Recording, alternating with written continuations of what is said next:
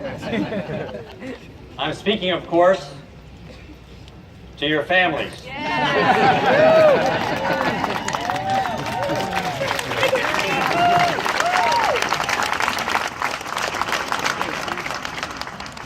So 8.5 weeks ago, you sent us your sons or daughters, and we turned them into airmen. And my commitment to you as Chief of Staff of the Air Force, standing next to my wingman, Chief Master Sergeant of the Air Force, is that we will assure that your son or your daughter is properly organized, trained, equipped, and led before we ever send them into harm's way, and that we will take care of their families while they're gone. That is nothing short of a moral obligation. To our newest airmen, last week was an incredible week for our Air Force, as we witnessed our Commander-in-Chief present the Medal of Honor to the family of Master Sergeant John Chapman. There will be stories told about John Chapman for years to come, but let me just tell you one. On the mission before his Medal of Honor mission, he was in a safe house in Afghanistan, and it was February of 2002.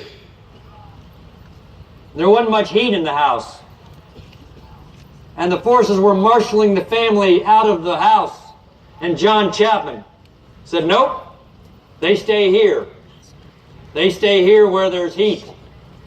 And he grabbed one of the little girls of the family and he held on to her. And he made it very clear that that family would stay in that house. That little girl was the same age as his daughter back home.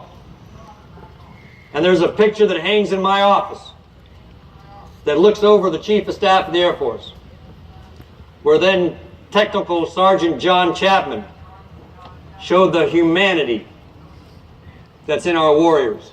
And then days later was fighting on a mountaintop in knee-high snow, fighting hand-to-hand combat, unconscious, back to the fight, fighting for an hour on that mountaintop to save his fellow soldiers, sailors, airmen, and Marines. And he gave up his life. He represents the very best in all of us. The humanity and the values that we take into combat, that would bring a little girl and their family into a heated room, and the ferociousness with which he attacked the enemy as he fought to his death. I don't know many things with absolute clarity as your chief, but this I know. The next John Chapman is standing in formation. And I have one question for you. Are you ready to join the world's greatest Air Force? Moms and dads, I think they're ready.